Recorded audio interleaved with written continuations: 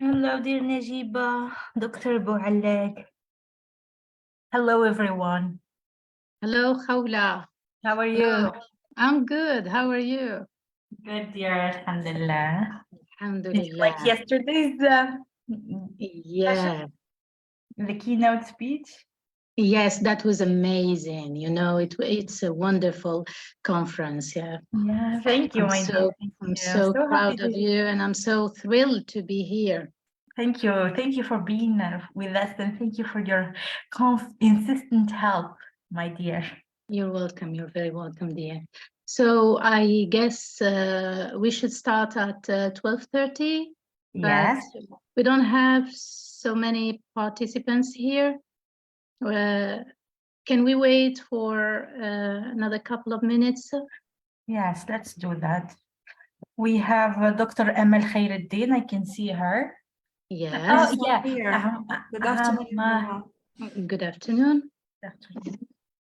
And Maria Mehdawi, she said she has deliberation and she's not attending. So the first speaker is absent. Is absent. Okay. Yeah. Let's see with other speakers if they are here. Fatima Masoudi and Sarah. Sarah was here before, but she's not here anymore. We have Fatima Masoudi, the third presentation, and Sarah Hemri, the fourth one. So the first one, you said she will not be able to join us. Yeah. Yes. Yeah. We're going to start with Dr. Emel Khairuddin. Okay. So can we just wait for another 5 minutes and then we get started? Yeah, sure. Let's do that. Okay. Thank you so much for the waiting. I think they are still having their lunch because yes, I think so. Yeah, but alhamdulillah, and I was really worried about time management, but alhamdulillah, no, it was perfect. It was perfect. Alhamdulillah. Yes. Yeah. Yes. It wasn't, we didn't do a lot of, we were not so much late, yani. La, la, la, it's on time. Yeah, alhamdulillah. Yeah, okay, let's wait. Yes. So do I have the floor, Dr. Benjamin? Shall I? We just perfect. Well, just wait. Can we just wait for 5 minutes so other participants may join us and other attendees as well? Yeah, sure. Sure. But leave your screen shared. That's yes, fine. you can I'm sharing my screen. Are the slides good? We can see it. We can see it. Thank Dr. you. Khairuddin. Will you move them so that we see if they move? You know? Yes. Great. Yes. Great. Perfect. Okay, thank you. So just let me know when I shall Okay, start. I will let you know. Don't worry. Okay, thank you. How are you, Emel? Fine. What about you, Khawla? Good, dear. Good to have you. Missing you. Me too. Thank you so much for having granted us the opportunity to take part in such a promising international academic gathering. You proved to be the best, my dear. Oh, you're so sweet, my dear. Thank you so much. Thank you. I'm sorry I missed we can make something together in the future. Yeah, but yes, we will do that in the future. Najiba, Dr. Emel is from the University of Boumerdès. Yeah. In Algiers when we were. Nice to meet you. Happy to meet you. Nice to meet you, everyone. Happy to be among you today. Yes, so I'm presenting with my colleague from Boumerdès University, Dr. Karima Bouarour. Good. Yes. Thank you.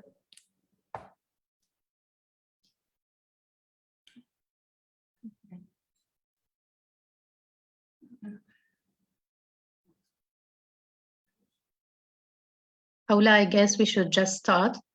Okay. Okay. Yes. So again, good afternoon, everyone. Happy to be among you today. I'm Dr. Emel Khairuddin from Boumerdès University. Dr. Emel Khairuddin, can I interrupt you? Sorry to interrupt. Yeah. Just to say a few words to welcome people here, and then I will give you the floor. Don't worry. Okay. And thank you for the waiting again. So hello, everyone.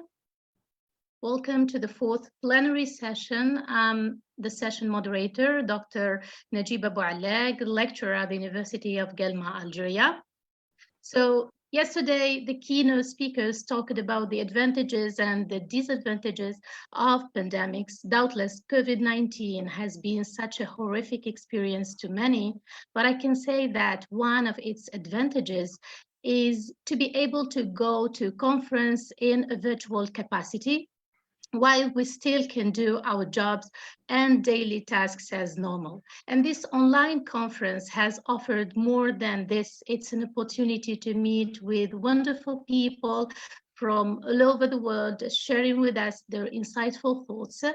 Well, I learned immensely from yesterday and today's discussion. I certainly will learn more in this afternoon session.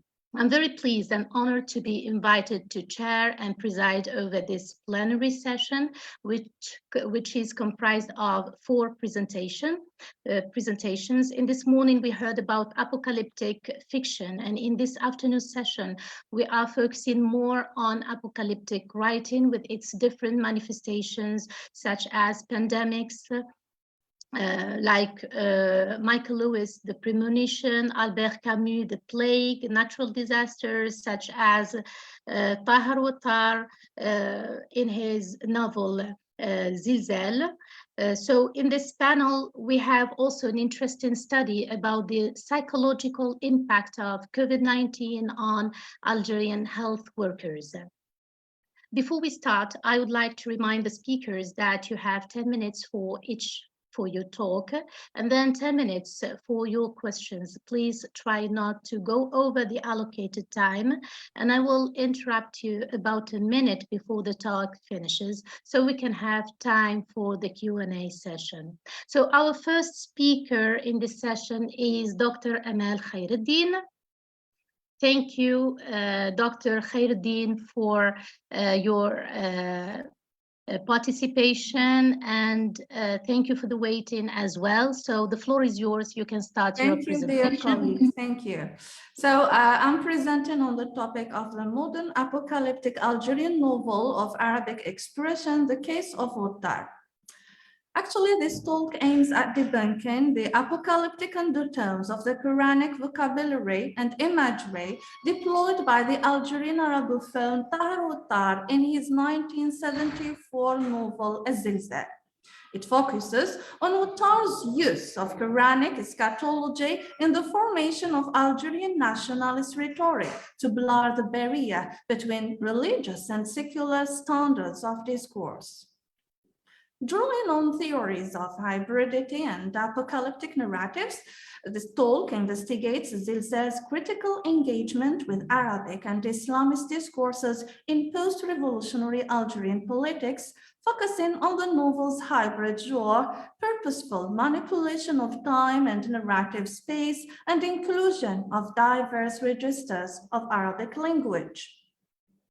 Indeed, Zilzal destabilizes a variety of authoritative narratives about Algerian national identity, language, and literature by mobilizing apocalyptic concepts of struggle, death, and sacrifice. Wattar blends the Quranic symbolic images of the apocalyptic end of life, such as references to aborted fetuses and abandoned infants, with a distinctly critique of the post-colonial Algerian gendered society. The novelist's astute exploitation of the Quranic apocalyptic discourse throughout the novel proves successful in transforming the Quran into a living narrative discourse. So what is eschatology? In its broader theological sense, eschatology denotes an apocalyptic end of time, history, or humanity. Islamic eschatology encompasses a complete reordering of the world through the foretold major and minor signs of the apocalypse, the day of resurrection, Yom al-Qiyamah, as well as the final judgment. However, Islamic theologians offer a diverse range of exegetical interpretations of Islamic eschatology. While many emphasize the literal end of the world, some Sufi theologians interpret eschatology as a metaphysical end to reality and unification with the divine. Az-Zilzal integrates Islamic eschatology into both its thematic content as well as its narrative structure. The novel is replete with references to Islamic figures, events, and symbols, in addition to its strategic incorporation of Quranic surahs and hadiths. The primary concepts of eschatology, namely the end of time, resurrection, and states of limbo, here translate into an aesthetic lexicon that appends historical time, constructing narrative time and space anew in the pages of the novel. The analysis of Zilzal's eschatological motives and structure expands on Mikhail Bakhtin's delineation of the eschatological chronotope in his essay, Forms of Time, and of the chronotope in the novel, Notes Towards the Historical Poetics. Bakhtin defines chronotopes as structuring principles for narrative time that demonstrate the intrinsic connectedness of temporal and spatial relationships that are artistically expressed in literature. The eschatological chronotope manipulates representations of mythological, historical, or religious events in order to enact historical inversions. It transforms present and past events through their literary insertion into avoided future time-space. The future is emptied out. The future is perceived as the end of everything that exists, as the end of all being in its past and present forms. Eschatology always sees the segment of a future separating the present from the end as lacking value. This separating segment of time loses its significance and interest. It's merely an unnecessary continuation of an indefinitely prolonged present. In the eschatological tradition, the apocalypse is often interpreted as a linear trajectory towards an inevitable end of humanity, existence, or the world. Apocalyptic rhetoric in Zilzal, however, does not simply expose a totalizing end in itself. Rather than ordering history as a series of colonial raptures, the novel's eschatological structure transforms the present into a suspended state of distraction, chaos, and trauma bound to an emptied future. In so doing, it looks to free the present and by extension the future from the ideological projections into which it has been conscripted. By reworking the symbols and mythology of Islamic eschatology, this talk argues that Zilzal stages a political, aesthetic, and historiographic intervention into the very foundations of Algerian nationalist discourse. Through Zilzal's eschatological framework, Wattar unsettles a post-colonial model of historical time. Rather than reading Algerian national history as tethered to a violent 130-year French occupation, bookended in the pre- and post-colonial, Wattar demonstrates the mutual implication and structural affinities of these historical moments. The novel, therefore, resignifies the apocalyptic concept of the end to illustrate the untenability of teleologically staged historical narratives. A caricature of the religious elite who prospered under French imperialism, Bul Arwah, the protagonist of Zilzal, employs the Surah Al-Hajj, which warns of the major signs of the apocalypse to critique Algeria's post-revolutionary socialist regime. Wattar seamlessly integrates the surah into Bul Arwah's monologue, even removing the Quranic voweling. He further shifts its tone by excluding the cautionary warning that opens the surah with, "One day you will see." And this is the verse. Bismillah ar-Rahman ar-Rahim. يوم ترونها تذهل كل مرضعة عما أرضعت وتضع كل ذات حمل حملها وترى الناس سكارى وما هم بسكارى ولكن عذاب الله شديد. صدق الله العظيم. So indeed, Bul Arwah removes the surah from its moral context of spiritual accountability and inserts it instead within a material economy of consumption and greed. He further infuses the surah's symbolic representation of the apocalyptic end of life, invoked through its references to aborted fetuses and abandoned infants, with a markedly gendered critique of Algerian society. Such subtle manipulations of Quranic texts are performed throughout the novel and contribute to Attar's attempt to turn the Quran into a living literary discourse. While the novel's hybrid structure plays an important role, Aziz's use of different registers of Arabic likewise challenges the institutionalization of Arabism and Islamism as discursive orthodoxies that exclude other possible iterations of Algerian national identity. Bul Arwah's thoughts and speech are almost exclusively delivered in Quranic and classical Arabic, standing in marked contrast to the masses that drown out his Quranic recitations with their discussions of poverty, corruption, and globalization. Their dialogue is rendered in a modified modern standard Arabic that is infused with the rhythm, cadence, and inflection of colloquial Algerian Arabic.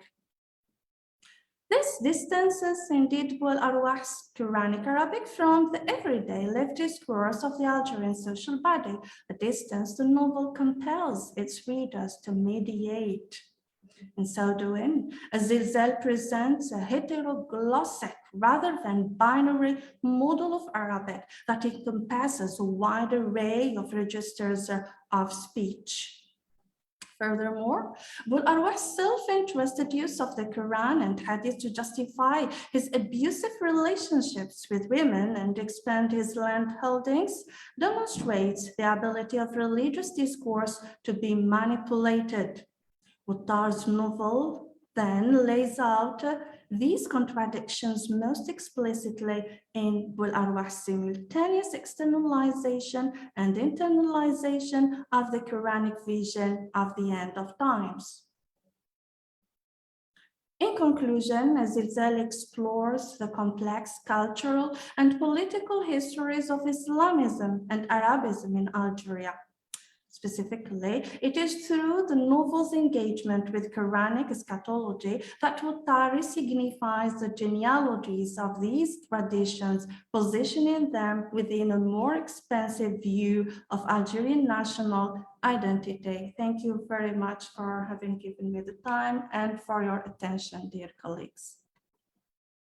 Thank you very much, Dr. Khairuddin, for this eye-opening study. It was really a very interesting presentation. And I would like to ask the attendees and other participants to share comments if they have any questions concerning this presentation.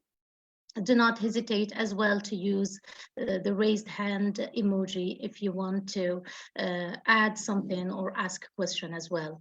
So I think other speakers of this session are absent and they will not be able to join us.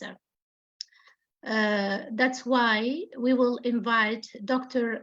Nawal Shawshi from Shahid Sheikh Al-Arabi Bissi, Bissa University. Dear Dr. Walak, I apologize for interruption, but Sarah Himri is here. Oh, okay, good. Yes. So, Sarah Himri, could you please speak up? Yes, dear. Can you hear me? Yes, we can hear you. So the floor is yours. You can start your presentation. Thank you so much.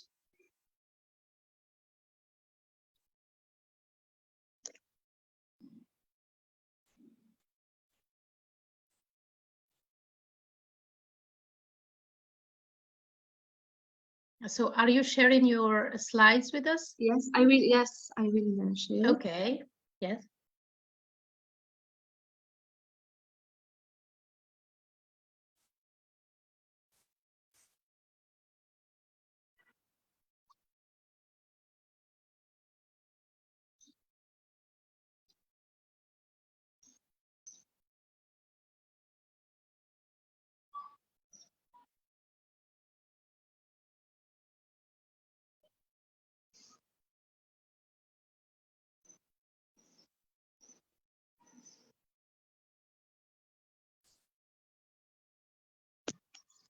I don't know why it doesn't share. Yes, we So cannot see it. Did you send your presentation to the technicians? They can help you share it if you want. But did you send it?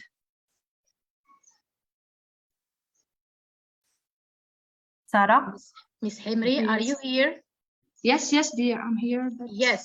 Did you send your presentation to one of our technicians? Yes, I will. Just Could you please send it to them? okay. I will.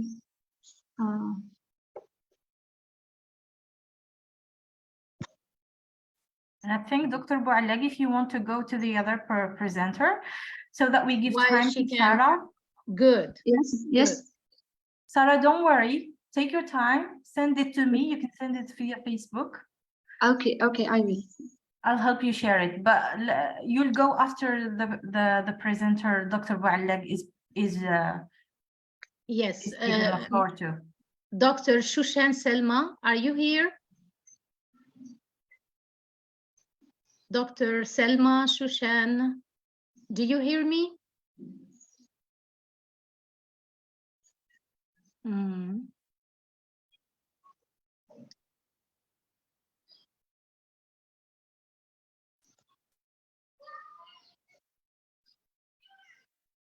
Dr. Shushan, are you ready to present your paper? Can I present via paper? You mean you want to read from the Yes. paper? Okay, Yes. fine, no problem. You can read from the paper. Yes, you just go slowly so that we can follow with you. Okay, so good evening, everybody. First of all, I would like to pass special thanks to the organizing committee for the huge efforts they have invested in these international events. So I am Himri Sara, a PhD student at Ain Timoshent University. My presentation is entitled The Theme of Imprisonment and Isolation in Camus' novel, The Plague. So the aim of my study is to highlight the importance of pandemic literature in spreading consciousness and awareness from generation to generation through the important themes it tackles. So the outline of my presentation is an introduction, then what is meant by pandemic.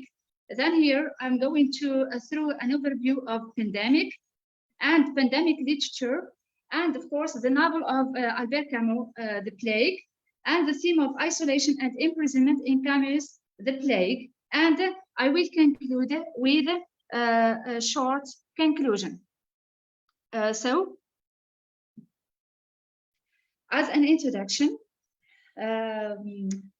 yes, I will start with a quote. Everything has stopped.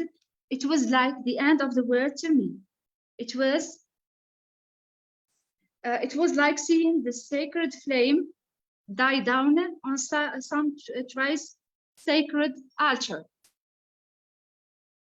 So here, based on a pessimistic vision about the inevitable death of mankind and the end of the world, pandemic literature, be it written or visual, plays an important role in representing the horrors of critical moments rendered by serious disease.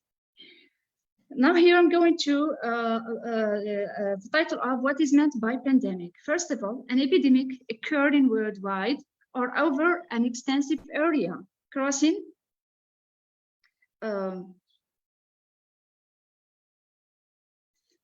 crossing a large number of people. So an epidemic refers mainly to the outbreak of a serious disease causing psychological, social, and economic crisis. Pandemic overview. So throughout history, pandemic seems to appear yet with different names: Black Death, and then the plague, and later on reappeared with COVID-19. So starting by Black Death, which struck the core of Europe and lasted for 3 years, it was really the most devastating pandemic in human history. And this natural catastrophe, in fact, caused 2 million deaths. This pandemic re-emerged once again in England, this time as the Great Plague, where it killed around 1 million people. Recently, this pestilence, named as coronavirus, appeared and spread all over the world. This time it took off more than 1 million lives. Thanks to literature, all these events are recorded and written down in an outstanding masterpieces. That is why pandemic and literature are intertwined entities, for the reason that pandemic is a humanitarian crisis which is chronicled in history books and literary works. Now I move to pandemic literature. So pandemic literature is a kind of... Are you hearing me? Hello? Yes, yes, we do. Yes, we are. We do hear So- you. Yeah, thank you. So Please carry on. pandemic literature is a kind of literary work which is devoted to portray life during epidemics, as well as the hard times people go through. Besides that, pandemic literature serves as a consolation for both readers and writers through sharing human concerns. Besides his depiction of the human concerns, yes.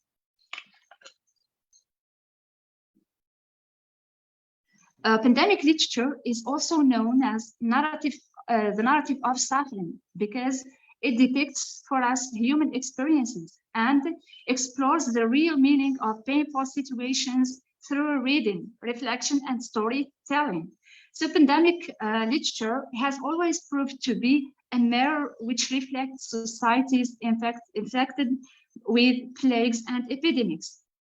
Now I move to the next title, which is the importance of pandemic literature. Why pandemic literature is of great importance for us as readers and writers. At the same time, it provides us with full awareness about the pestilence and how or what to do in such cases towards from our experiences offered by our ancestors.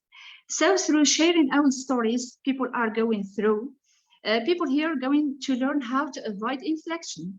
This literature, in fact, endorses a sense of collectiveness over individuality.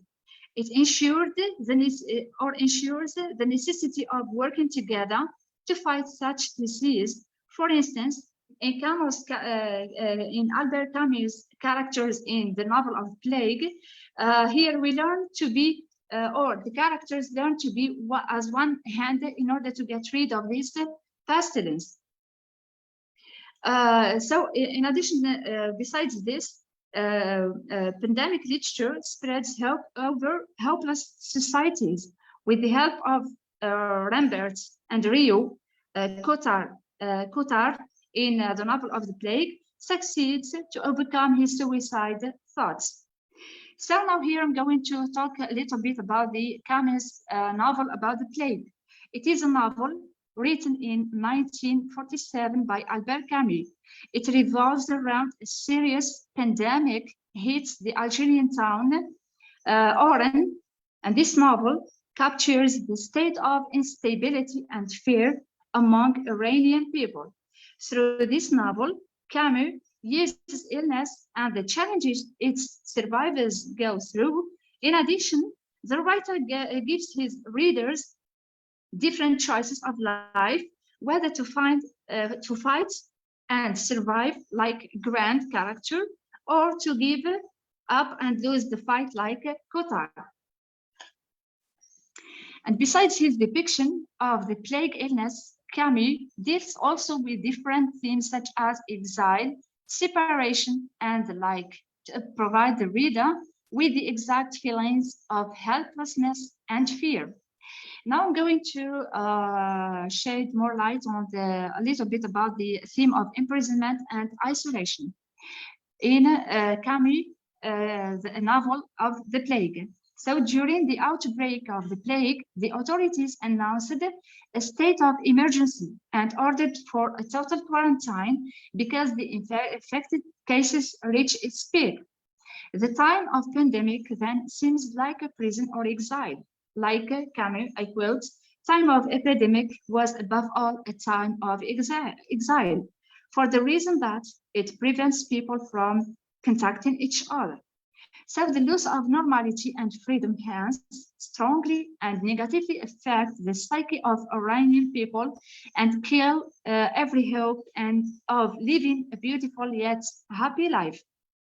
So they even become more sure about the fact that there will be no future. And as Camus says, the plague is always with us.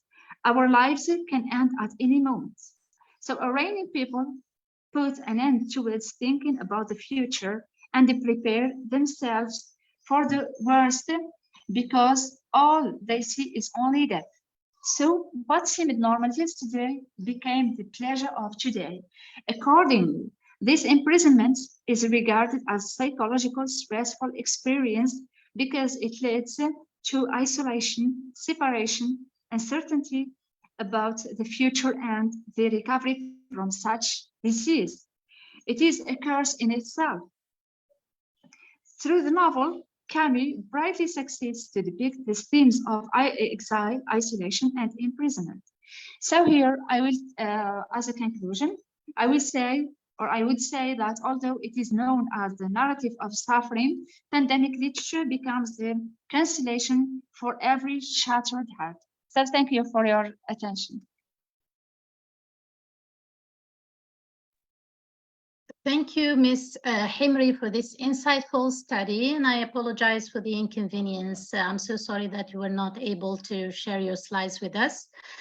Now we move on to our next speaker. I hope she will respond to us. Dr. Shawshi Nawal, if you are here, if you can hear me, do please speak up. Yes? Is she still here? Can we see her name?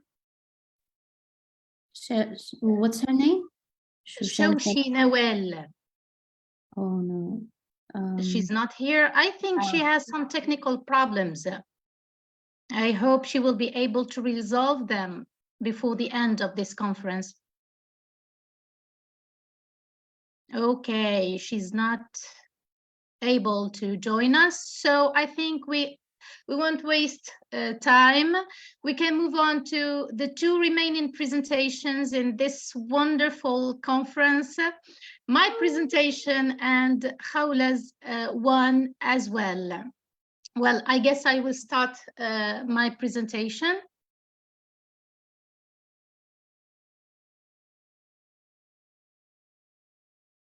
So do please bear with me while I get the chance to share my slides with you.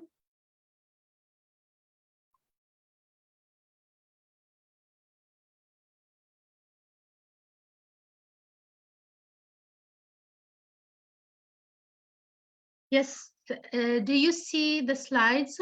Can you see it? Yes. Good.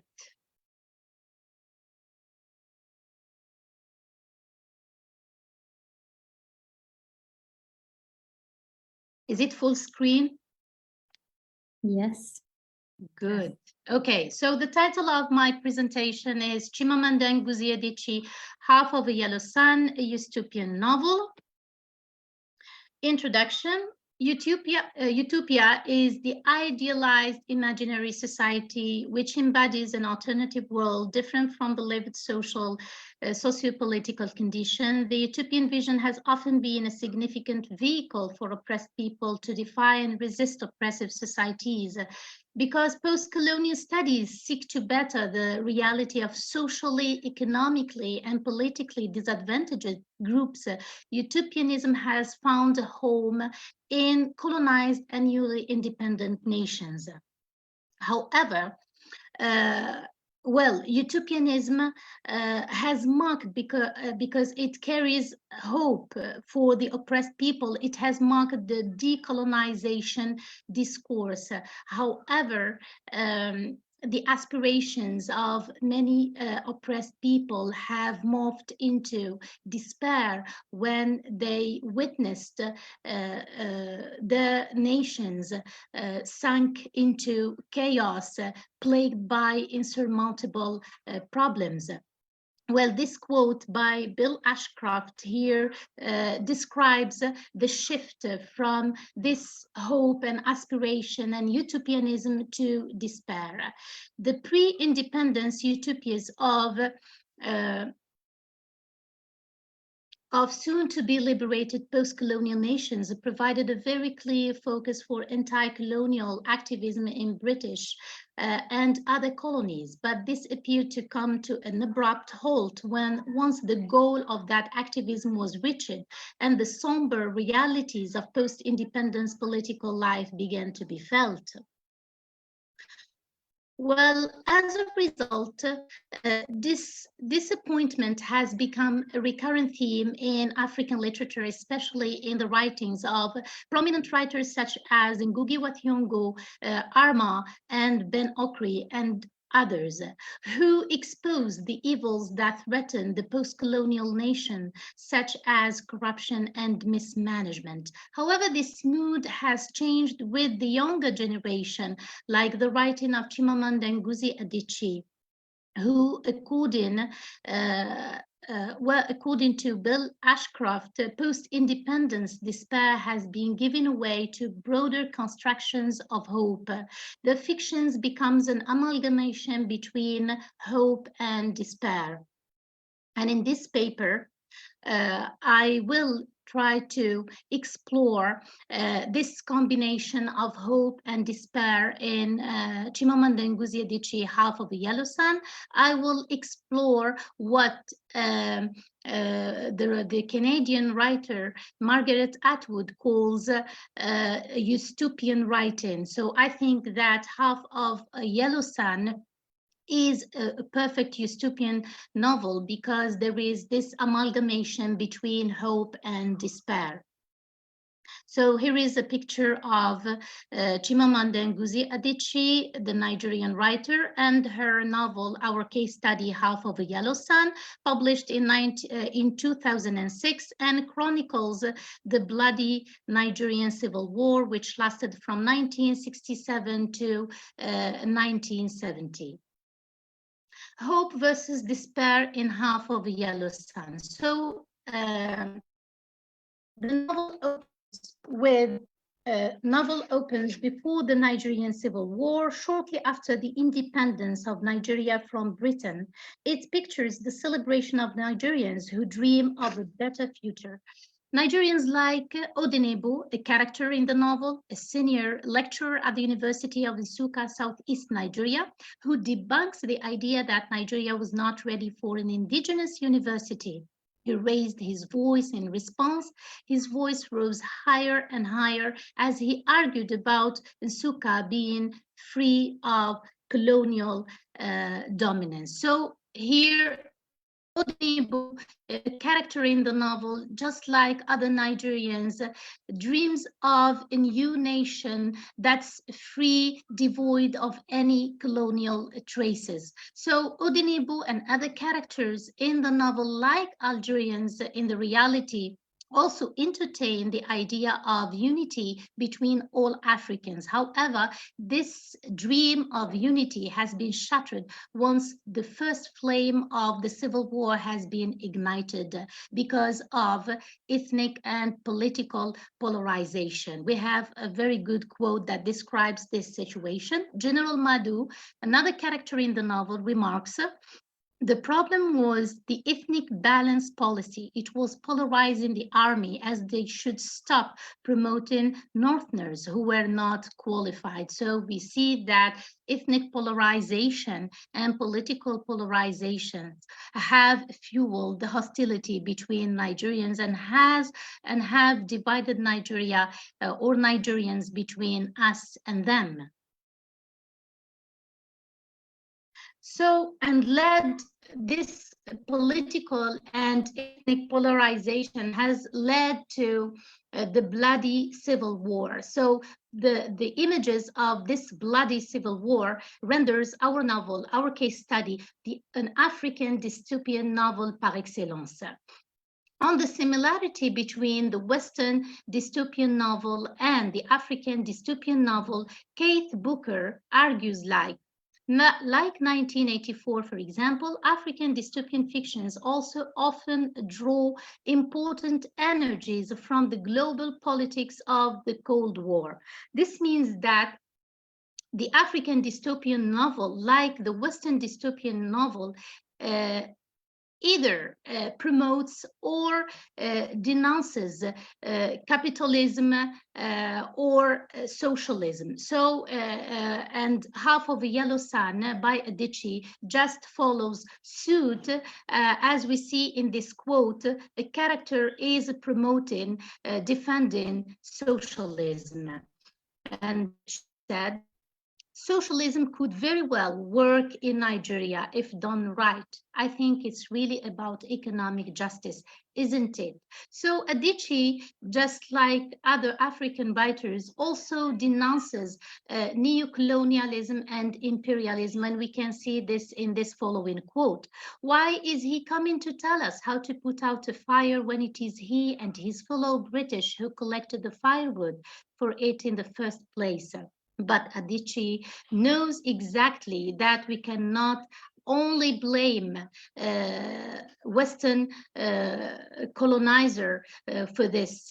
She also blames her own people for igniting the flame of the civil war. And a character said, they may have collected the firewood, but we lit the match. So as I have already mentioned, ethnic political polarization was behind this bloody civil war. But also we have corrupt practices that led to the hostility and the rift between Nigerians. So corruption, a national game. Corruption has certainly left Africa as one of the most deprived regions in the world. As many African novels, corruption is strongly condemned in Half of a Yellow Sun. It is this corrupt practice that fueled hostility between Nigerians and led them into the civil war. On the relationship between corruption and the civil war, Kainini, Olana's sister, two characters in the novel, she denies the fact that the civil war is a cause. According to her, it is, I quote, the cause of benign extortion. So here, corruption in Half of a Yellow Sun has become a national game, just to borrow the expression of Aikwe Arma in his novel, The Beautiful Ones Are Not Yet Born. So corruption, according to him, a national game, it's played by everyone, and just like in Half of the Yellow Sun, by businessmen, by ministers, and even priests. So the kwashiorkor, the plague of hunger, being in charge of distributing charity food in Olo camp, Father Marcel, who is a priest, uses his position to violate the bodies of hungry young girls. A young girl named Orunwa's belly began to grow, and Kainini was not sure if it was kwashiorkor or pregnancy. Well, in this scene and others, there's a clear analogy between the hunger of powerful men and children's hunger. The hunger of Nigerian children is so irresistible, just the hunger of corrupt Nigerians. Hunger is the plague. Greed, one of the major dystopian elements of the novel, and which can be defined as hunger for power and for possession, is not the only type of hunger that the novel represents. Another major dystopian element in the novel is starvation, literal hunger and metaphorical hunger intertwine in the novel, and they are both depicted as plagues that Nigerians apart.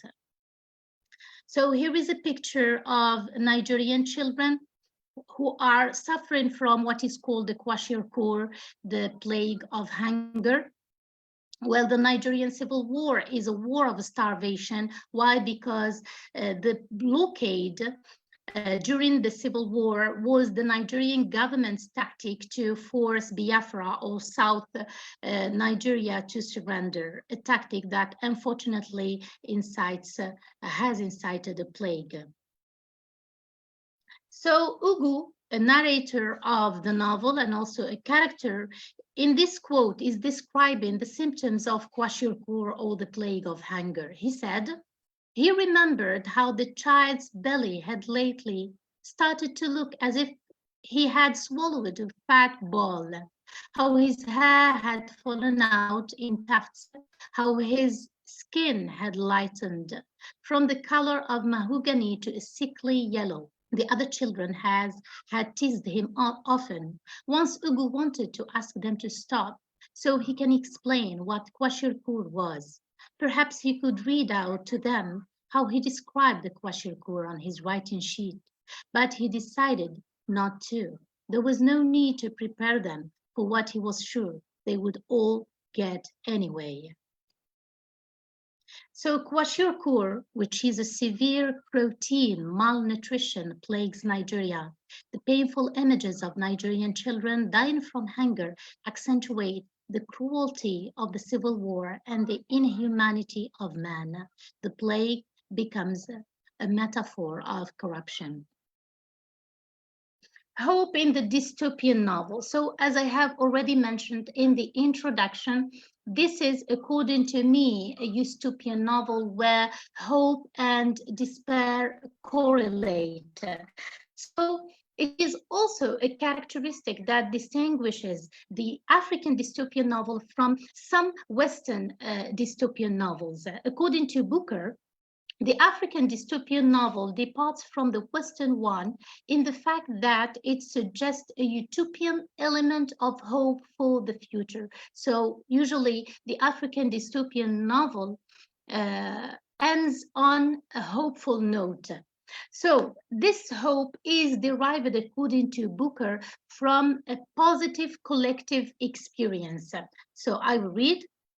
Meanwhile, the African dystopian novels also tend to avoid the individualistic horror of collective experience that informs 1984, George Orwell novel, and most other Western dystopian fiction. So here, this means that the collective ties, the communal ties, or the family ties are not seen as a handicap, as a barrier toward the fulfillment of the individual character, but it is always a source of inspiration and support. Half of a Yellow Sun is a dystopian novel. So, as I said, the African dystopian novel ends on a hopeful note, and here we can see this in these two quotes. So the strong bond between Olana and her sister is empowering and soothing. It was mostly Kani and Olana who talked, as though they created their own world. The master, Mr. Richard, could never quite enter. So here this bond is enabling these two female characters, to create their own world to escape the horror of the civil war.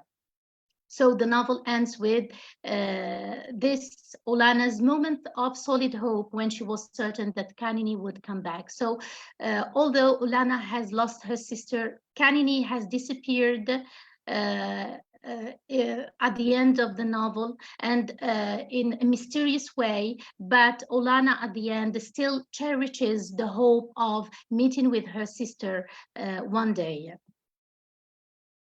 So as a conclusion, I will say that my novel, my case study, Half of a Yellow Sun, is a perfect dystopian novel because, as I have already said, hope and despair correlate in this novel. And I will end this presentation with a quote by the Canadian writer Margaret Atwood defining what dystopian writing is. Dystopia is a world I made up by combining utopia and dystopia, the imagined perfect society and its opposite, because in my view, each contains a latent version of the other. In addition to being almost always a mapped location, dystopia is also a state of mind, as is every place in literature of whatever kind. So that was my presentation. Thank you so much for listening, for your patience. And if you have any question, I'm here to answer all your questions. I think now we still have just one presentation, Dr. Benjamin's presentation. We have another one, dear Dr. Boualek, that was sent by Ahmed. Are you ready? It was sent by, let me remember the names. Yes.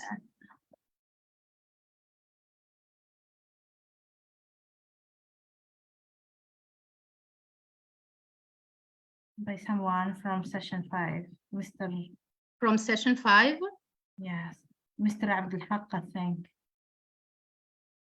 The one, Mr. Abdul Haq Quraishi from the University of Wargla, right, Ahmed? Okay.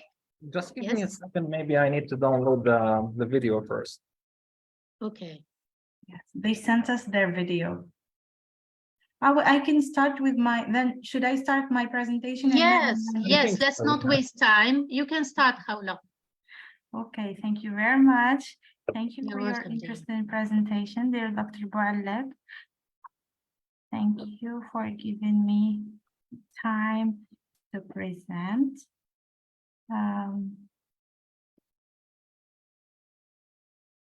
Let me share my screen.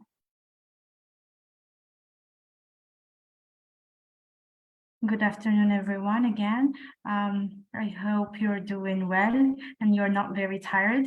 And I believe you are looking at my first slide, right? Yes, we are. We can see it. Great. So my presentation today is entitled Unveiling the Apocalypse. Lawrence writes the end of October as a paradigm of plague literature and societal dystopia. I am Dr. Khawla Benjamin from the University of 8th of May, 1945, Guelma, Algeria. Well, this is the novel, the recent novel. My outline, the presentation is divided into two main, a number of main parts, but two main parts that are related to the objective and overview of the end of the novel, and the synopsis, the narrative structure and thematic elements. So today I'm going to focus on the narrative structure and the thematic elements in the novel. To start with the introduction, I would love to say that plague literature holds significant importance as a genre that explores the profound impact of pandemics and plagues on societies and individuals. It serves as a medium through which authors can reflect on the fragility of human civilization, the ethical challenges faced by scientists and policymakers, and the resilience of individuals in times of crisis. Plague literature allows readers to grapple with themes of fear, mortality, societal breakdown, and the human response to catastrophic events. By delving into the depths of these narratives, readers gain a deeper understanding of the complexities of human nature and the vulnerabilities inherent in our modern world. Moreover, plague literature serves as a historical record, capturing the collective memory and lessons learned from past pandemics, ultimately informing our present and future approaches to public health and societal resistance. So hence the objectives of this research, I try to summarize them in 3 main points. My paper analyzes Lawrence Wright's novel, The End of October, within the realm of plague literature by investigating the author's exploration of the human condition in the face of a medical catastrophe. And it also focuses on narrative structure and thematic elements, and it finally explores the interplay between scientific inquiry, societal breakdown, and human response to crisis. For the overview of the end of October, to have an idea on what the novel talks about, Lawrence Wright's The End of October of 2020 can be considered a paradigm within the realm of plague literature. This is because the novel offers a gripping portrayal of a global pandemic and its far-reaching consequences on society. The story follows Dr. Henry Parsons, a virologist who is sent on a mission to investigate a mysterious virus outbreak in Indonesia. As the virus quickly spreads and wreaks havoc across the world, Henry finds himself at the forefront of scientific inquiry, racing against time to understand and contain the deadly pathogen. Along the way, he encounters a range of characters, from fellow scientists to government officials, each grappling with the escalating crisis in their own way. As society crumbles and chaos ensues, Henry must navigate the ethical dilemmas of public health and make difficult decisions that will shape the fate of humanity. Blending scientific realism and with intense suspense, The End of October presents a thought-provoking exploration of a global pandemic and its profound impact on individuals and society. For the narrative structure of the novel, it plays a crucial role in shaping the storytelling of The End of October. It utilizes flashbacks and shifting timelines to weave a complex narrative that spans different moments in time. This structure adds depth and complexity to the story, allowing the reader to piece together the events leading up to the pandemic and its aftermath. The use of multiple perspectives further enriches the storytelling, providing diverse insights into the unfolding crisis. By presenting the perspectives of various characters, including scientists, government officials, and ordinary individuals, the reader gains a comprehensive understanding of the pandemic's impact on different aspects of society. This narrative structure enhances the reader's comprehension of the pandemic's progression by revealing the interconnectedness of events, unveiling the underlying causes, and providing a broader context for the characters' actions and decisions.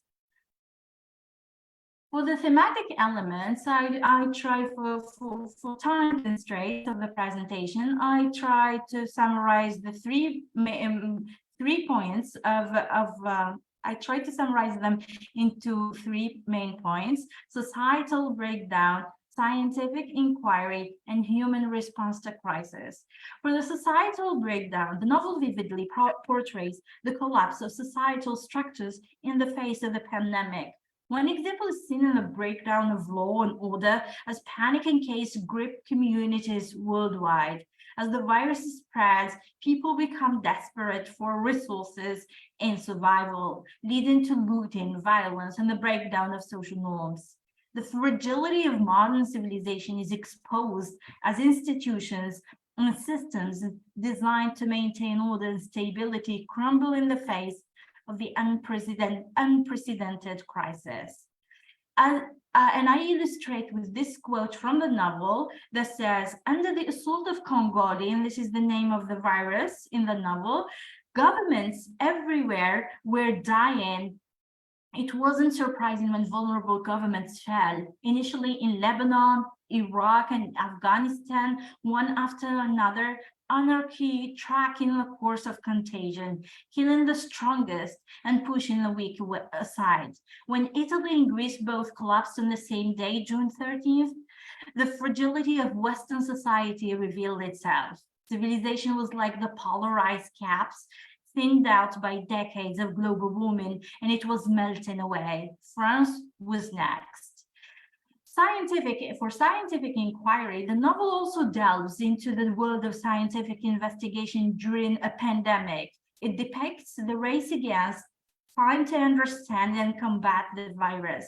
Scientists like Dr. Henry Parsons, the protagonist of the novel, tirelessly worked to unravel the mysteries of the pathogen, studying its behavior and searching for a cure. Ethical dilemmas emerge as they navigate the pressures of urgency and the potential consequences of their decisions.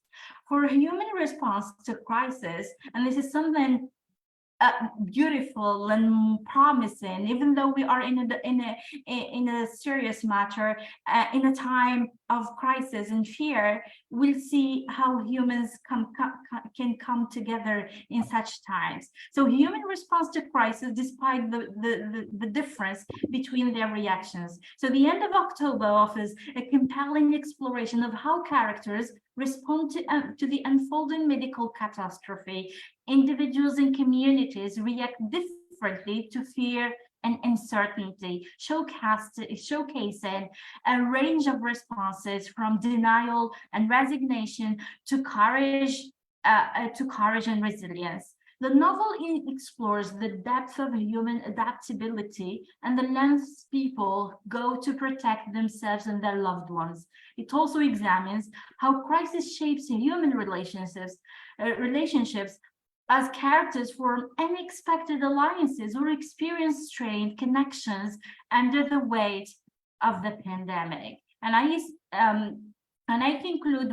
wanted to conclude with another quote from the novel that goes like, no one who hadn't experienced it would understand how quickly the order of society unraveled, how vulnerable we are, how we all depend on each other. The flu is highly contagious, but fear is even more so.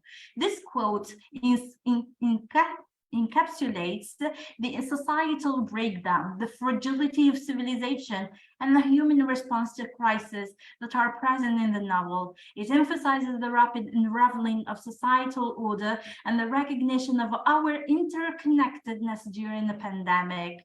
Additionally, it highlights the role of fear in shaping individual and collective behavior, underscoring the profound impact of emotions in times of crisis. That was all. Thank you very much for your attention. Thank you, Dr. Benjamin, for this interesting presentation. It was really interesting. So I think we have one more presentation. Do we have a presentation? My name is Abdul Hamid. I am a PhD. So I will give the floor to Imad. Imad, are you here? Yes, I have already shared the screen if Good. everyone Good. can see it. Yes, we can see it. I'm sorry for the quality, but I think this is the way it was sent to me. But I can play it right on.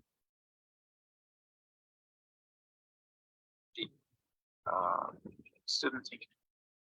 Assalamu alaikum everyone. My name is Abdul Hamid. I am a PhD student in comparative literature at the University of Qasim Rabah, Oregla. I'm the first عيد الأضحى مبارك كل عام وأنتم بخير تقبل الله منا ومنكم صالح الأعمال. I'm going to speak about exploring post-COVID digits and AI generated text. I'm going to be speaking about the role of AI in relation to digits and the kind of impact that it has had so far, and the post-COVID reality and themes that have been taken COVID-19. I'm going to be speaking about the changing landscape of digital as well as the role of AI in digital. I'm going to speak about Philip Dick, who was a visionary writer who spoke about many years ago, many decades ago. In fact, it's about AI. He spoke about the intervention of technology in the personal life of human beings. And I'm going to speak about AI-generated literary texts as a new frontier and a new genre of literature. Literature has always been a reflection of society, capturing our hopes, fears, and dreams. With the rise of AI, we now have the opportunity to push the boundaries of what is possible in storytelling and create works that were once unimaginable. But with this new technology comes the challenges and ethical considerations that we must address as a society. The COVID-19 pandemic has had a profound impact on all aspects of our lives, including the world of digital. People around the globe have been forced to stay at home and limit social interactions. Many writers have found themselves with more time and space to create. This has led to a surge in post-COVID literature that captures the unique experiences and emotions of that moment in history. From memories to dystopian novels, post-COVID literature reflects the fears, hopes, and uncertainties of our time. Some writers have even turned to science fiction to explore the implications of the pandemic on society and technology, such as Philip Dick, who wrote many years ago about the reality of technology taking control of our lives. The COVID-19 pandemic has brought about systemic shift in the world, with people confined to their homes. Reading has become a popular pastime for many. However, the pandemic has also caused significant changes in reader preferences. Readers are now seeking out books that offer comfort, inspiration, and hopes in these certain times. Till this very, even though people today live isolated in a sense because of technology, because of social media, and so they need this kind of digital that offers comfort, offers them company and a kind of escape from the virtual reality and reality itself. Genres such as dystopian fiction have given way to more uplifting themes. Publishing trends have also shifted in response to the pandemic. Many publishers have had to adapt to changing market conditions by focusing on digital contribution channels. This has led to an increase in e-book sales and a decline in print sales. The pandemic has also created opportunities for self-published authors who can now reach a wider audience through online platforms. Even today, using AI, it has been demonstrated that AI can generate text, and some literary texts have been written but not yet published. In the past, it was a question whether AI can paint, whether it can produce something. Those artists, something that has to do with the emotions, has to do with capturing and living the moment. And so AI has a very shocking, advancement so far. The role of AI in literature. Artificial intelligence has been making waves in the world of literature, with AI-generated literature works gaining traction among readers and writers alike. These works are created by feeding large amounts of data into algorithms that generate texts based on patterns and rules. While some argue that this is a revolutionary development that opens up new possibilities for creativity and innovation, others worry about implications of relying on machines to create art because human beings are going to be more prone to procrastination rather than to create things by themselves. One potential benefit of using AI in literature is the ability to generate large volumes of content quickly and efficiently. This could be particularly useful in fields such as journalism or marketing, where speed and quantity are often prioritized over quality. However, there are also concerns that this could lead to a homogenization of literature works, with all stories surrounding the same and lacking the unique voice and perspective of human authors. Additionally, there are ethical concerns around ownership and distribution of AI-generated works, as well as potential for biases and stereotypes to be perpetuated through machine learning algorithms. Philip Dick So Philip Dick was a writer who passed away in the if I remember correctly, 1980s, and who had the ability to foresee the future. He was one of the writers who wrote in science fiction and had the ability to foresee the future, and that tells us something that literature is not only a means to reflect society, but even to predict, in a sense. And this is something we can see today in movies, with the reality where human beings are controlled by artificial intelligence have been portrayed in movies such as 2004 movie I, Robot, starring Will Smith, and 2014 movie called Transcendence, where artificial intelligence takes control, where human being brain is uploaded into a computer which takes charge of the world later on, starring Johnny Depp and other more movies like Equilibrium. Philip Dick was a science fiction writer known for his exploration of philosophical and metaphysical themes. His works often dealt with the nature of reality, identity, and the human condition in a distant future. He envisioned a world where technology has advanced to the point where it was difficult to distinguish between what was real and what was not. In his novel, Do Androids Dream of Electric Sheep, he explored the concept of artificial intelligence and questioned what it means to be human. He also tackled issues such as government control, totalitarianism, and the impact of technology on society. Dick's perception of the future was one of the paranoia and uncertainty. He saw a world where people were constantly being monitored and manipulated by those in power. He believed that technology would be used to control and oppress individuals rather than liberate them. His work served as a warning of the dangers of blindly embracing technological progress without considering its potential consequences. But at the personal level, I believe that we live today in a fourth generation of industrialist, and throughout the history of human beings, we have never been able to stop a technological advancement. And so the AI is going to take over one day, and we have to start thinking about how we can adapt and how we can sustain our values and our traditions in terms of religion, in terms of human capacity to produce and take control. This is something that we should be, all human beings should be worried about. There is no going back. There is no going back, like they said. Philip Dick was a visionary writer whose works explore themes that are more relevant today than ever before. In his novels and short stories, he delved into the nature of reality, identity, and technology, often blurring lines between them. His writing style was unique, blending elements of science fiction, philosophy, and spirituality to create thought-provoking narratives that challenge readers' perception of the world around them. The movie that we all know, The Matrix, was inspired by the writings of Philip K.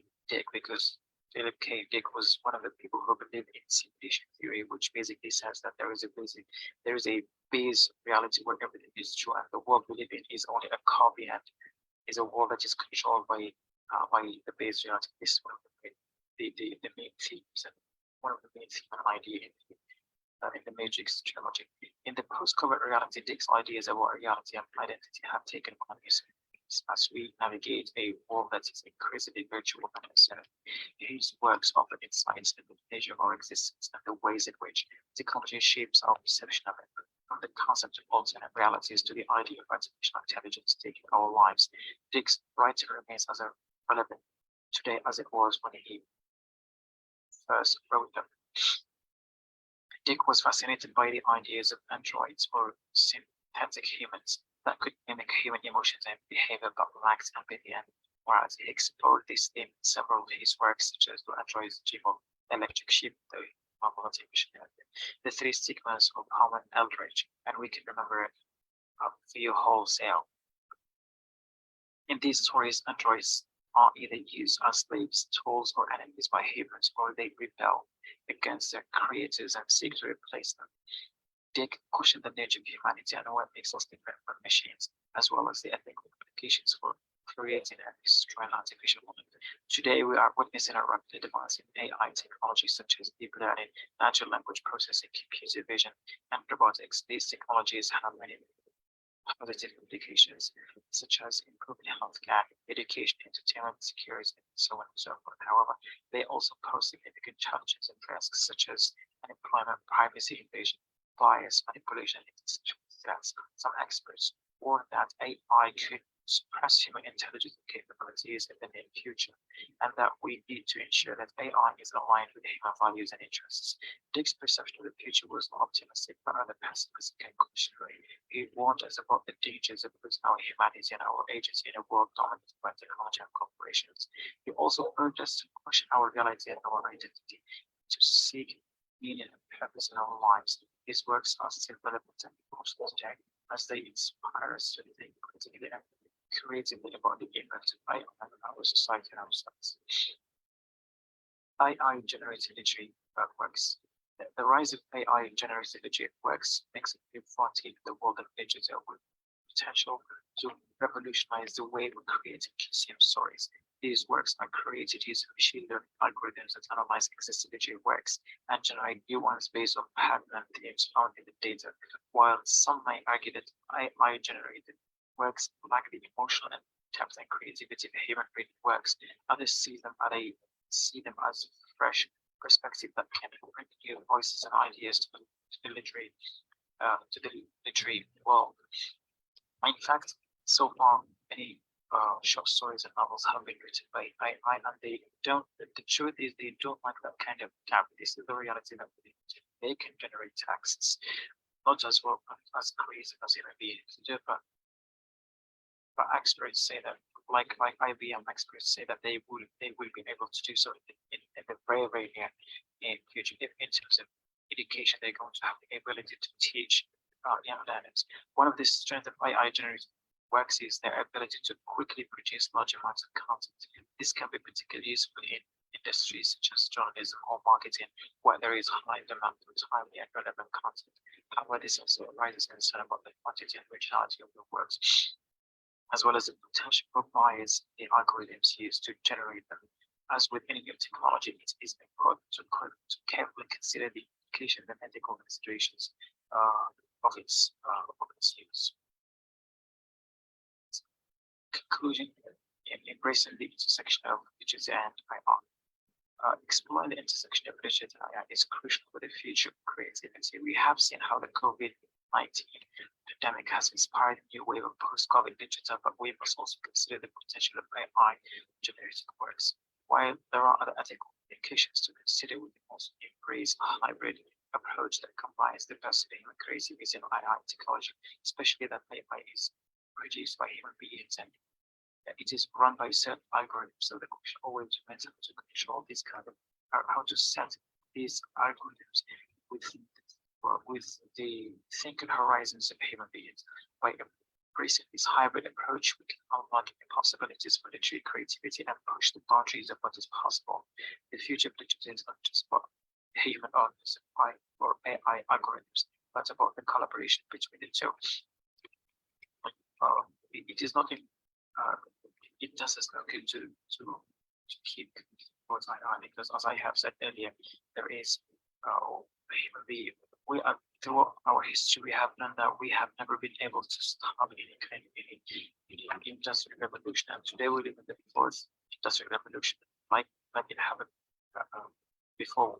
We have never been able to stop one, so it's not possible that we will be able to stop it today.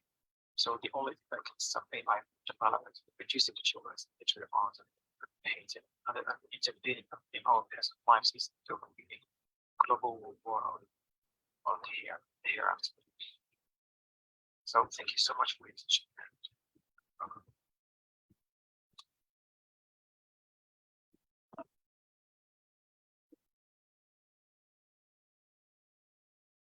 Thank you. This was Mr. Abdelhaq Qureshi from Qasdi Marbah University, Ouargla, Algeria, who presented a paper titled Post-Pandemic Reality in the Light of AI Prospects, Philip K. Dick and Other Cases. Unfortunately, he was not able to join us, but luckily we have benefited from his talk via this video. Thank you, Mr. Qureshi, for this insightful presentation. I think Dr. Nawal Shawshi is here. She's joining us. I hope she can present her paper. Yes, so if you hear yes, I'm me, here. Hello. Shawshi, Dr. Shawshi, are you here? Yes, I'm here. Yes, This we is can Dr. hear Shoshi. you. We can hear you. Dr. Shoshi, the floor is yours. Thank you.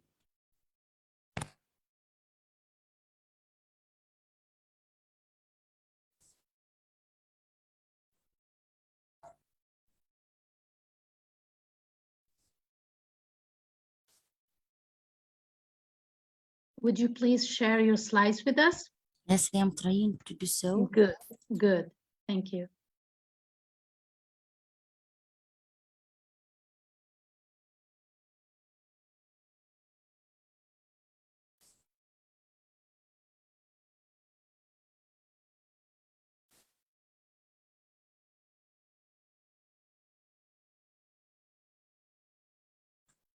Is it We can shared? see it. Yes, we can see it, Dr. Shoshi.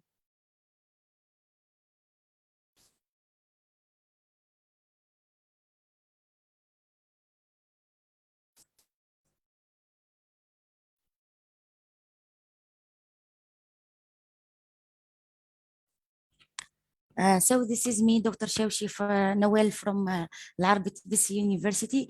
My presentation today entitled Black Literature, Exploring Dimensions, Cultural Perspectives, and Contemporary Relevance.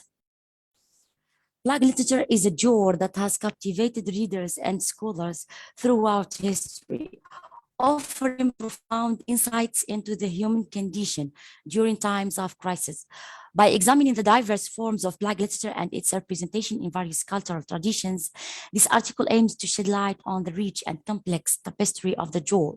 Furthermore, it explores the contemporary relevance of Black literature in the wake of recent global pandemics, providing a platform for understanding the shared experience of disease, isolation, and resilience. Types of Black literature. Black literature can take various forms and genres, each offering unique perspectives on the theme of plagues, epidemics, and pandemics. Here are some common types of Black literature. Novels. Black novels provide in-depth narratives that explore the impact of epidemics on individuals, communities, and societies. They often delve into the psychological, social, and moral dilemmas faced by characters in the midst of a plague. Examples of Gabriel Garcia Marquez, Love in the Time of Cholera and The Year of Wonders. Second, short stories. Black-themed short stories offer concise yet poignant glimpses into the effects of epidemics. These stories may focus on individual experiences, moments of crisis, or reflections on the broader societal impact of plague. Edgar Allan Poe's The Mask of the Red Death and Catherine Ann Porter's In Pale Horse, Pale Rider are notable examples. Poetry. Black poetry explores the emotional and philosophical dimensions of epidemics. Poems can capture the fear, anguish, and resilience of individuals facing plague. Examples include Thomas Nash's Litany in Time of Plague, Percy Bussy Shelley, The Mask of Anarchy, and the like. Plays and drams. Black-themed plays bring the theatrical medium to the exploration of epidemics. These works often highlight the social and political dynamics during a plague, examining themes of power, corruption, and societal breakdown. Examples include William Shakespeare's Romeo and Juliet. Nonfiction and memoirs. Black literature in nonfiction form includes first-hand accounts, historical reports, and scholarly works that examine the historical, social, and cultural aspects of epidemics. Essays and articles. Black-themed essays and articles offer critical analysis, commentary, and personal reflections on the impact of epidemics. These works may explore the medical, socio-political, or philosophical aspects of plague. Examples include Michel de Montaigne of Cannibals and Susan Sontag, Illness as Metaphor. Categories of plague literature. These different types of plague literature provide diverse perspectives and approaches to exploring the theme of plagues, offering readers a range of literary experiences and insights into the human experience during times of crisis. Historical context. Provide a brief overview of the historical context in which plague literature emerged. Discuss major plague outbreaks throughout history and their impact on society and culture. This can help readers understand the significance of Black literature and reflecting and responding to real-world epidemics. Cultural perspectives. Explore the cultural perspectives and regional variations in Black literature. Highlight how different cultures and societies have portrayed and interpreted Blacks in their literary works. This can include examining works from different time periods and regions, such as European, Middle Eastern, African, or Asian literature. Contemporary relevance. Discuss the contemporary relevance of Black literature in light of recent global pandemics, such as the COVID-19 pandemic. Explore how modern authors and artists have responded to and engaged with the theme of pandemics in their works. This can demonstrate the ongoing significance and evolution of Black literature. Symbolism and metaphor. Analyze the use of symbolism and metaphor in Black literature. Explore how Blacks are often employed as metaphors for broader societal issues such as political corruption, social inequality, or moral decay. Discuss the ways in which authors use the Black as a lens to explore and critique various aspects of human existence. Comparative analysis, a comparison of the portrayal of Blacks in European literature, such as Boccaccio, the Decameron, and their depiction in African literature, as seen in Ngugi wa Thiong'o, Wizard of the Crow. Influence and legacy, the influence of Edgar Allan Poe's The Masque of the Red Death on later Black-themed literature and its impact on the Gothic genre. The portrayal of Blacks in diverse cultural traditions, such as Arabic, Latin American, and African literature, offers unique perspectives on epidemics and their impact on societies. In Arabic literature, Blacks often serve as metaphors for social and political unrest, reflecting on themes of power, corruption, and the resilience of communities. Latin American literature explores Blacks as symbols of oppression and the struggle for liberation, blending elements of magical realism and folklore to depict the collective trauma of epidemics. African literature addresses Blacks within the context of colonialism, shedding light on the intersection of disease, racism, and social inequality, while also emphasizing cultural resistance and healing practices rooted in tradition. These cultural traditions enrich Black literature by infusing it with diverse perspectives and experiences, expanding our understanding of the universal human response to epidemics. How modern authors and artists have responded to and engaged with the theme of pandemics. Modern authors and artists have responded to the theme of pandemics by delving into the shared human experience of disease, isolation, and resilience. Through their works, they explore the emotional and psychological impact of pandemics on individuals and communities. They depict the fear, loneliness, and uncertainty that arise during times of crisis, while also highlighting the strength, compassion, and resilience that emerge amidst adversity. These contemporary works provide platforms for reflection, empathy, and understanding, inviting readers and viewers to connect with universal aspects of the human condition in the face of pandemics.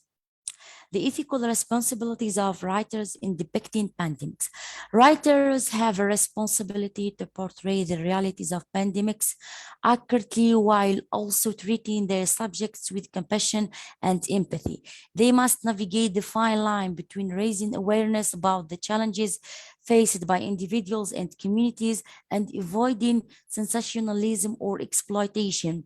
At the same time, writers should have the freedom to explore their artistic vision and create thought-provoking narratives that engage readers. Striking this balance allows for responsible storytelling and that both honors the experience of those affected by pandemics and sparks meaningful dialogue and reflection. As a conclusion, plague literature holds enduring significance in illuminating the human condition during times of crisis. Its richness and complexity lie in its ability to capture the profound impact of epidemics on individuals and societies.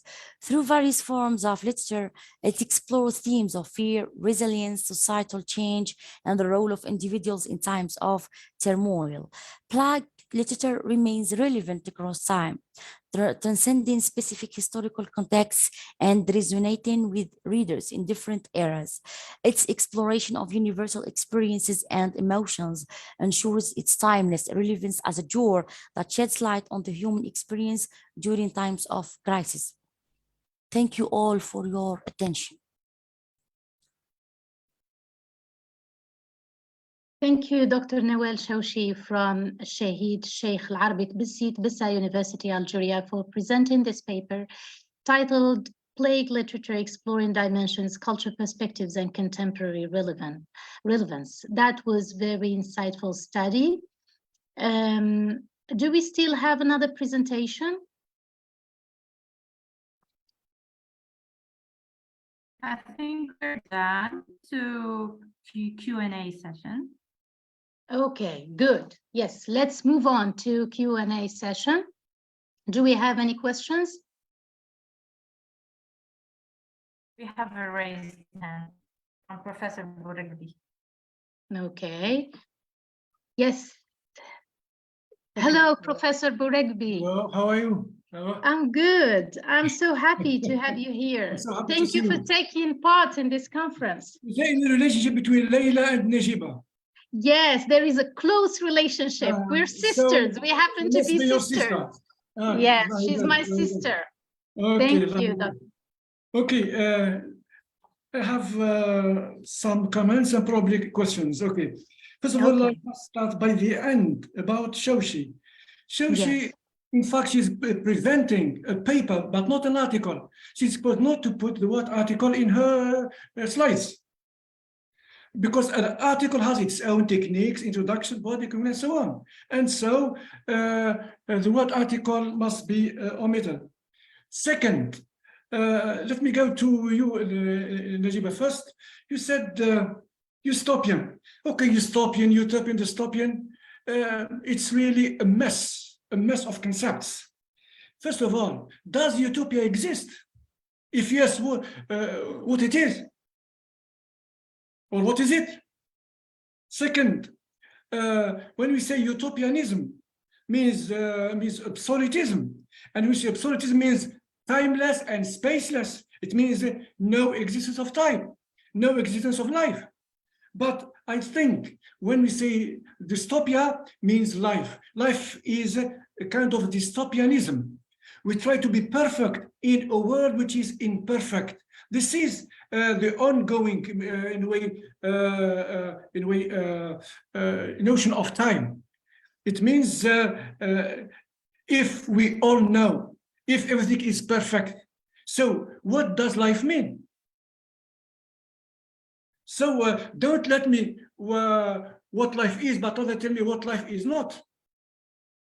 Second, if you say utopianism, so on which parameters?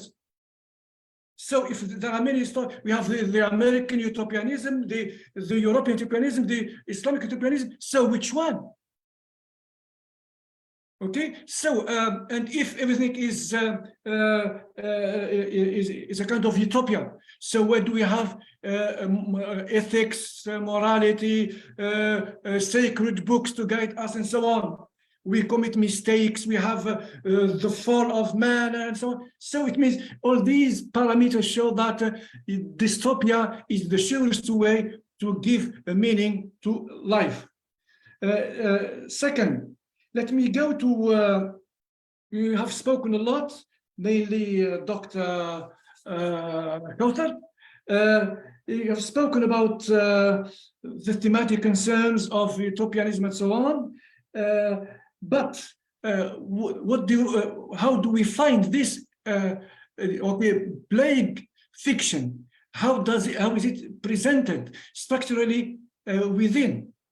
For example, if we take the element of paralysis with Hemingway, Ernest Hemingway. So if you have read The Sun Also Rises, the Fiesta, you will see. So we have a kind of paralysis even in language. No adjective, the lack of adjectives, the lack of adverbs.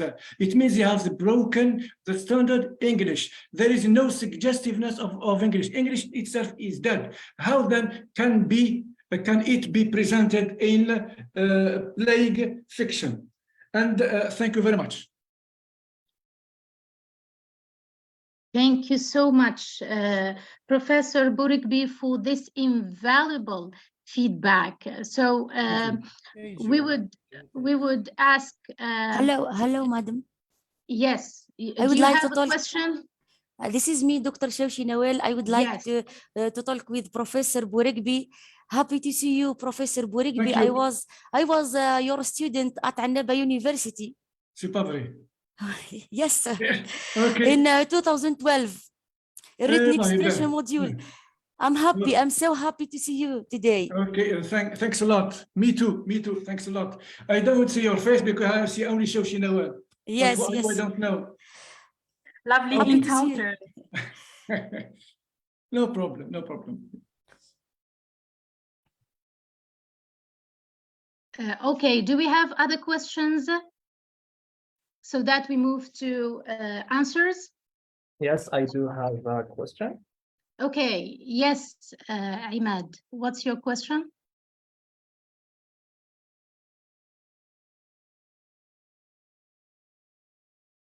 Imad, you are muted. Oh, okay. So I do agree with my professor, and I disagree with him about other things. So Imad, you are muted again. Would you please unmute yourself? okay, I thought, okay. So my comments are to Professor Dr. Bouallag. Thank you for your presentation. Since I'm very invested in utopianism, I wonder what was your definition for the term, because it's permeable after all. So basically, I disagree with our professor on dystopia being the real life, because if you go back to Liam Tower Sargent in his famous article, Three Faces of Utopianism, he defines utopianism as not a perfect society, because perfection is actually not a characteristic of utopianism. It's not ideal. It's also just a society that is slightly better than the one that the author is living in. And dystopia is actually a non-existent society as well. So I disagree with that, with my professor there. And I want to note that when you mentioned a locus of hope in your work, I want to say that I had these discussions with Professor Raffaella Baccolini, who is like a big name in utopian studies. And she told me that we are moving and pushing towards this critical dystopian direction, which is actually a utopian society where we have a locus of hope. This is basically a critical dystopian vision of contemporary literature. And but I'm very sorry. How can we have hope within a utopian world? It is dystopia that dictates the idea of hope. So okay, Professor, but if you go back I'm very to sorry. Sargent, who is like a big name in utopianism, and you see the definitions of dystopia and utopia, and then you can see the critical utopia and the critical dystopia, and the utopian satire are different genres of they are definitions. utopianism. They are only definitions. They are permeable. This is what I said. Permeable means Yes, that they don't have an exact meaning, but yes, you can have a locus of hope within a dystopian novel. Look, any utopian novel is a dystopian novel. First of all, importing something in art is just a kind of dystopia. It is a point of view. What you see as right, you put it in your work. And what you see is not what I see. Where is dystopianism?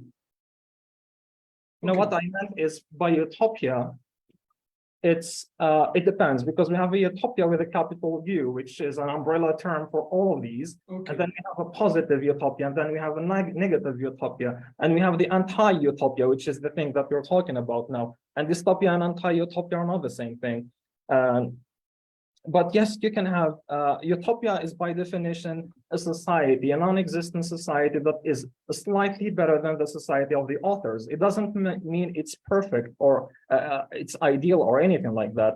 But I'm just noting here that, yes, you can have a locus of hope within the dystopian novel, not the utopian one. Look, the fact of trying to be, the fact of seeking perfection, and it starts from imperfection. So what you see as right is right, and what is right for you could be wrong for me. Utopianism is where we agree about everything. We construct utopianism, but what are the parameters? So they are related to the background of each society. This is And what is utopian? There is not utopian here. No, this is the big misconception about utopia being idealized and perfect. No one said that utopianism is the perfect society. By definition of many scholars, utopianism is just a society that is slightly better than the society that you live in. Let's say you don't have internet in some places and you have it somewhere else. This is a slightly better society than the other, but it doesn't mean it's perfect.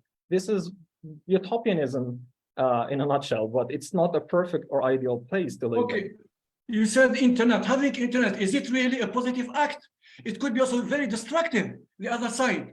Still, dystopia goes behind. It's one coin. So the more we progress, the more we regress on the other side. And so utopia is, is first of all, geographically limited, culturally limited. And there are, okay, the pursuit of happiness in America. It is in fact the pursuit of pleasure, pursuit of materialism, not morality. And But so in the context of literature here, and in literature we have science fiction, which basically is a non-existent society in literary works, and utopianism, as I said, it's not something perfect, it's something better, and it's not something ideal. even if you said the scientific fiction and so on, it is the expectation. It's a kind of expectation that could be realistic as it cannot be. Look, St. Augustine of Hippo said, what is the future? The future is the not yet. And so how can we make of the not yet an is? It cannot be. And even the act of writing itself is creating a world in this world. And so the world of yours is not the world of mine. It is your utopia, not mine. I understand your point about utopia, but I'm just trying to give you just an overview about what scholars said about the definition of utopianism, and it's Okay. It's a notion that it's not agreed on universally. Yes, of course. Yes. Yes. And it's just a permeable definition. Yes, that's right. In many books. I had this discussion with Baccolini and Tom Moylan and Darko Suvin. These are three big names in dystopian and utopian studies, and I tried to get the definition out of them, and this is why I'm asking Dr. Boualag about her own definition of utopianism, because I'm doing my PhD myself in dystopian and utopian literature. Thank you so much for this beautiful debate. Thank you, Mr. Imad. Thank you, Professor Bourekbi, for this debate. This is the beauty of literary criticism, that everyone sees things from a different lens. And I'm happy that my presentation has generated this insightful debate. So I will try just to add or clarify something here. My definition of utopianism, so I agree with the Canadian writer who believes that it is it is not a place. Utopia is not a place, it's a state of mind. So according to me, utopianism is a state of mind, but how it is related to reality, it of course motivates people to better their reality and their lived conditions. And that's why, as I have said in my presentation, it has found a home in colonized countries and newly independent nations who were dreaming of a better future. So which utopianism, you asked the Professor Bourekvi, so it is utopianism in post-colonial context. And I believe that it is the post-colonial context what gives the African dystopian novel this ray of hope here. Najiba, utopianism is trying to be good in a world of dystopia. This is utopianism. Of course, this is my idea, because colonization generates this this atmosphere of despair and disappointment, and utopianism is a necessary thing for these people to live. In mysticism, in Sufism, s'accomplir c'est s'anéantir. If I get everything, I lose life. We get what we call the cow, the cow. It is an ever getting, an ever search. I try. Life is ever wanting. If I get what I want, so what does life mean? It is an ongoing search for life, an ongoing improvement of life, which means utopia. We're trying to be perfect in a world which is imperfect. This is utopianism, but not, we can never construct utopianism. We cannot. We construct materialism or physicality, and we think it is utopianism. Think of Europe. Everything is okay, where we have gays and so on, and this is utopia. Do whatever you want, as ever you want, you are free. This is not utopianism, but it is their own construction. And what makes sense there does not make sense here. So this is, in a way, the paradox. I never say yes, I accept, I try to listen and to judge, but I never say Mr. X has said this. No, he is not right.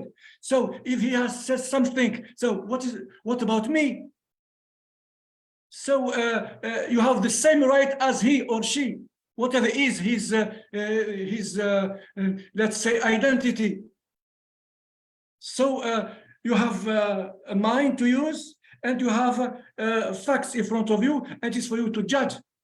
And in Arabic, بالدرجة تاعنا نقولوا كي ناخذ رأي الناس رأي ونحطه. I never follow what the voices of others. What about my voice? My voice must challenge others, and I decide whether I do agree with him or not.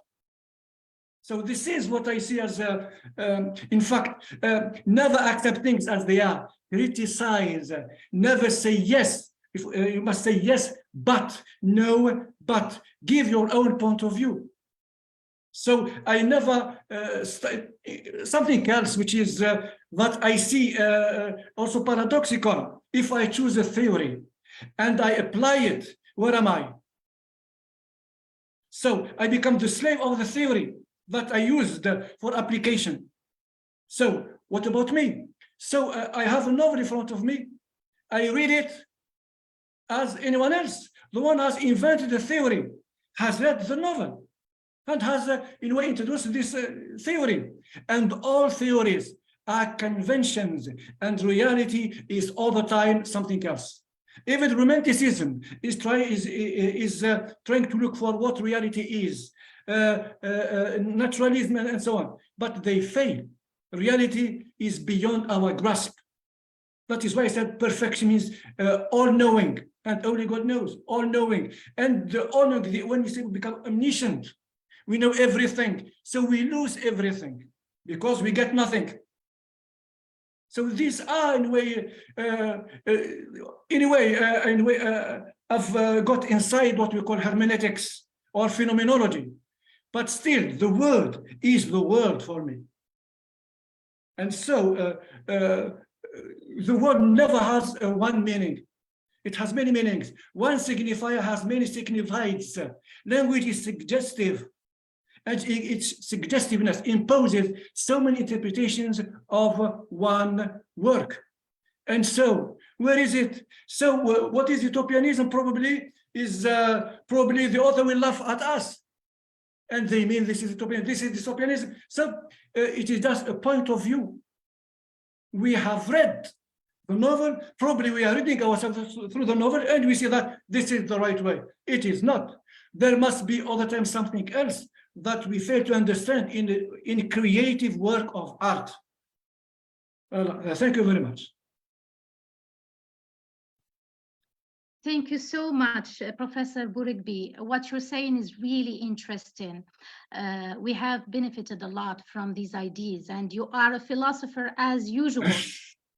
Yes, thank you, Mr. Imad. That was really interesting as well. I will get back to you in the future. I thank him a lot. He's really, mashallah. I thank him a lot. Yes, Thank you, he Mr. is. He is. Yes, we're so proud Wish you of good him. luck, inshallah. Inshallah, Thank you inshallah. so much. Thank you so much. So, do we have other questions?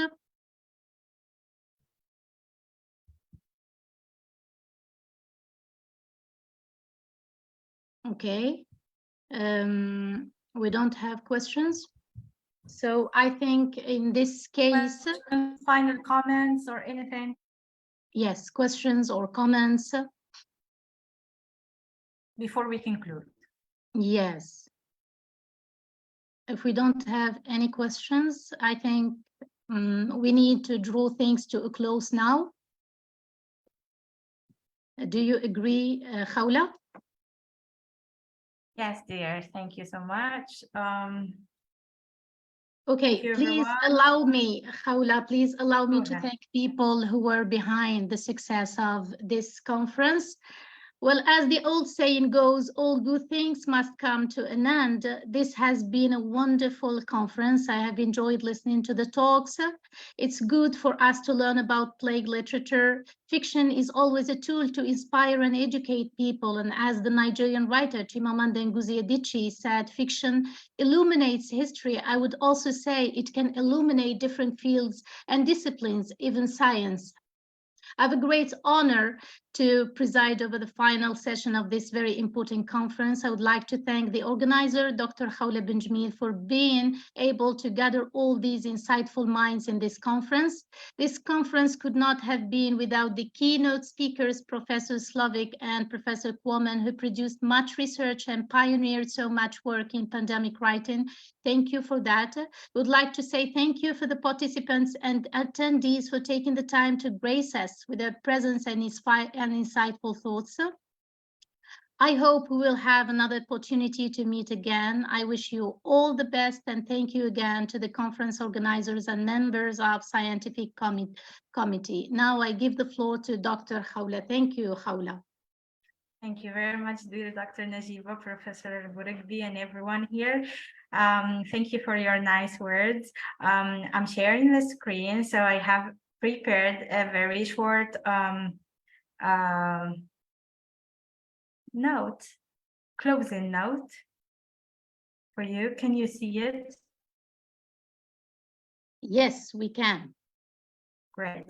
Let me just put it as a on the view, on the full screen mode.